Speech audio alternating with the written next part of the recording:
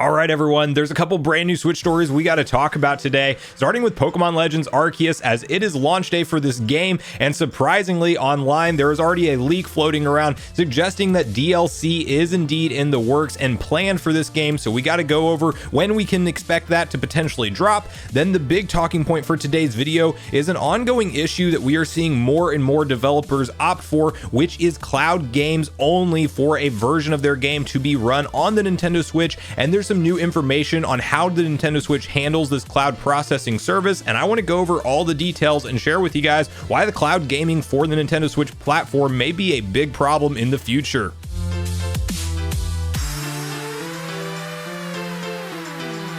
What's up, Nation? If it's your first time on the channel, make sure you join Sunbro Nation by subscribing below, hit the like button on this video if you enjoy it today, and make sure you turn on your bell notification icon so you're kept up to date with all the newest gaming news. Now, as I mentioned, guys, we're covering a couple different stories today, and we gotta kick it off with, of course, Pokemon Legends Arceus, as it is launch day for this game. But the reason that it is in the news is because there is a potential leak floating around online suggesting that this has DLC in the works. And on the surface, when I read this, I automatically thought, well, yeah, that's probably a no-brainer. We saw DLC for Sword and Shield come out over the course of time after that game was launched, and I don't think Legends Arceus will be any different. So it does just make logical sense to expect DLC to eventually be added into this game, and I personally can't wait to start my playthrough, as that's all I have planned for the rest of the day after we get done with the video and editing and things like that. So I'm super hyped, but I do want to cover this leak very briefly because it does appear to at least stem from a Twitter account that is reputable, specifically with Pokemon leaks, as they've called a lot of different things over the course of time. In the research I've done, this person pretty much has at least put out primarily quality information when it comes to Pokemon leaks specifically. So I do want to kick off the conversation by hopping over to Nintendo Smash, where they have an article breaking down the origin of the leaks and when we can expect this DLC to potentially launch. A well-known leaker talks about a possible DLC for Pokemon Legends Arceus. Pokemon Legends Arceus has recently become available to players around the world, and according to a famous leaker, a DLC for the title could be announced soon. The leaker is Riddler Koo, I think that's how you say that, who has been sharing rumors about the Pokemon brand games on his Twitter profile for some time. In particular, he recently shared several posts containing clues confirming the existence of a DLC. According to the rumors, the expansion will be available in April 2022, coinciding with the release of the official guide of the title. You can then see his cryptic tweet, as he likes to tweet out things in riddles apparently, as opposed to just coming out and saying what it is. And basically the long and short of it is he is referencing DLC additional content to be coming to Pokemon Legends Arceus in April. The article then continues to read, Riddler Koo had previously shared some clues about different aspects of Pokemon games that turned out to be true. It is therefore likely that a DLC for Pokemon Legends Arceus is indeed in development. Also, should its release date actually be in April of 2022, the expansion is expected to be officially announced shortly.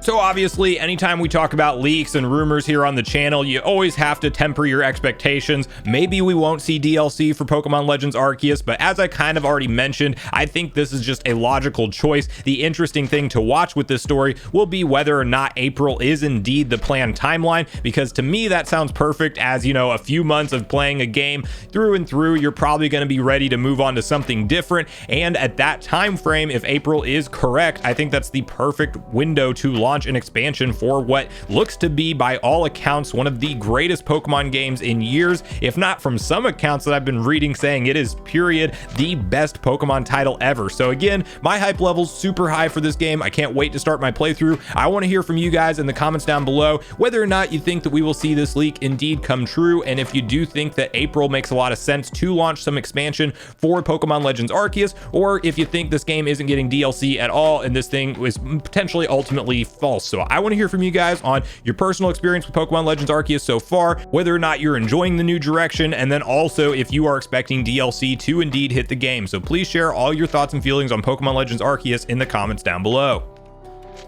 Now, the next story we're talking about today has to do with something that we're seeing happen more and more with the Switch, especially later into its life cycle, as we are now fastly approaching the 5th full year of the Nintendo Switch being sold on the market. And with that, we are seeing a lot of third-party developers specifically opt for a cloud version of their game rather than a native port, even in some cases when the games could easily run natively if just given that development time. Most recently, we've seen this done with, of course, course, the Kingdom Hearts Trilogy Collection, or not even trilogy, it's a bunch of games, but the entire Kingdom Hearts collection is going to be available on the Switch, but that will be in the form of cloud-only games. And while you maybe can make the case that Kingdom Hearts 3 needs to run on a cloud version because it is definitely designed with newer hardware in mind, you can absolutely confirm the fact that Kingdom Hearts 1.5 and 2.5 could run natively and run significantly better on the Switch's hardware. And the reason I'm particularly worried with this cloud technology is it is a easy way for developers to say that they have a version of their game that is on the Switch and Switch users can download it. And it's also a big factor with the thing that the Switch is a hybrid console, which means you can take it portably, but if you're talking about cloud gaming, you have to essentially be right next to a Wi-Fi router to really take advantage of the cloud gaming to begin with. And even at that, it still runs extremely laggy and is typically not a good experience for most users. Now, the reason this is in the news today and is kind of a interesting talking point is Digital Foundry did an entire 20-minute or so breakdown video on how the cloud technology runs on the Switch and how it works. And there's also a Eurogamer article typed up that I will have both of those linked in the description down below, as they're pretty fascinating to see some of the varied results depending on different cloud versions and how they run on the Nintendo Switch. So to quickly kick off this conversation, I do want to hop over to the Eurogamer article and highlight a couple points that they came across in all of their testing, and then have a broader discussion on why cloud gaming could definitely be a problem for the Nintendo Switch going forward. So let's quickly read through these highlights together. Nintendo Switch's cloud-based games have profound issues. The Kingdom Hearts collection costs $90 for cloud access, but how well does it work? Nintendo Switch's cloud-based games have profound issues. The Kingdom Hearts collection costs $90 for cloud access, but how well does it work? A company called Ubitus supplies the cloud-based infrastructure, so essentially what appear to be tweaked PC versions of the game are hosted on remote servers. Control inputs are sent from your Switch to the cloud where they are processed, and game images are compressed and sent back to your screen. In an ideal world, all these games would receive bespoke Switch ports, but more advanced titles may not be possible at all on the Nintendo handheld. In practice, for high-end games like Guardians of the Galaxy, streaming may be the only viable solution to get a playable result. This is highlighted especially with Control 2, which even adds ray trace reflections to the mix, a setting we've never before seen running on Switch. Now, there are then some bullet points on how these big popular cloud games run right now on the Nintendo Switch, and there's a couple highlights that I want to point out to you guys that stuck out to me. So firstly, Kingdom Hearts runs at 720p with an unlocked 60 FPS. Its intricate art style and lavish use of colors simply can't be captured with the video encoding here. It looks very poor and compressed. With Kingdom Hearts 1.5 and 2.5 Remix, the games are so old and technically so basic that there is no need to use the cloud. Switch should be handling these games natively and at 60 FPS. Remarkably, the cloud versions are running at 720p 30. Guardians of the Galaxy is a truly demanding game that could only work via the cloud. However, the visual elements are out of place and it runs at 720p 30. Hitman 3 has two modes, but it's not entirely clear what the enhanced graphic mode does. Both seem to operate at variable resolutions and target 30 FPS. Every 30 FPS cap across every title tested exhibits uneven frame pacing. The outlook isn't great overall, and based on the demo code, the Kingdom Hearts collection is going to be a very tough sell. However, the port of Control isn't bad. There are quality and performance modes just like the console, and while the 720p 30 quality mode has the same uneven frame pacing issues as the other cap titles, it's great to see ray tracing features are retained. With the 720p 60 target, the performance mode is also interesting, but frame rates seem to be lower than expected.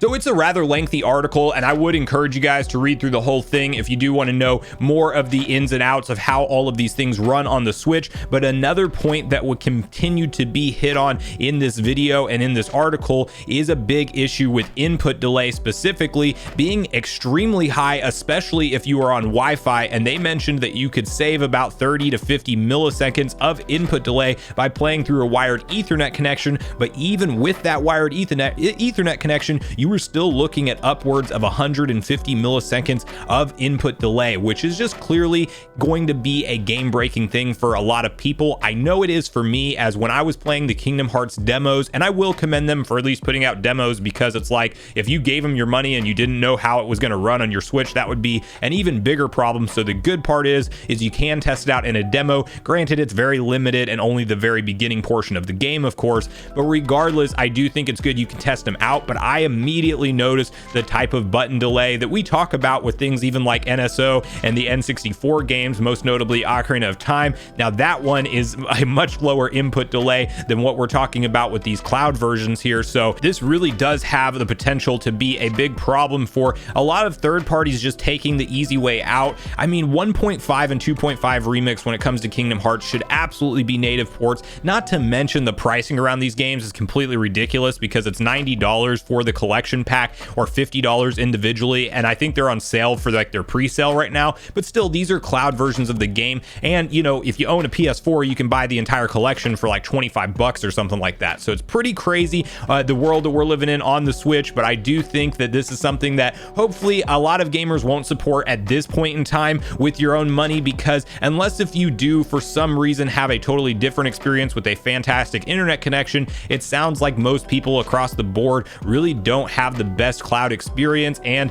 the more the cloud games sell on the Switch, the more companies will continue to try to push these out into the market. We even know Dying Light 2, for whatever reason, was recently delayed on the Switch for like up to 6 months to actually fix its cloud version problems, which is kind of an interesting thing to begin with as well, because if it's on the cloud, it should be running like just a modified PC port or something. So all of this is really interesting. I just think we need to be aware of the potential cloud lazy future that we could be seeing on Nintendo Switch hardware, and you can definitely make the argument that in the near future, Nintendo is going to need to step up a more powerful version of the Nintendo Switch, or just launch their next gen console and hopefully make it backwards compatible with the entire Switch library to start to see some of the continued support for these third-party developers, because we are in a PS5 and Xbox Series X and S era now, and there clearly will be a drop off in what the Switch can perform when you're comparing it to those two consoles. So I want to hear from you guys at this point in the video what your overall experience has been so far with cloud gaming, what you think about the future for the Nintendo Switch and cloud gaming. Like, I definitely think it can get there one day, but I want to hear, you know, if you like to see these cloud games as the only option to play, or you just would rather have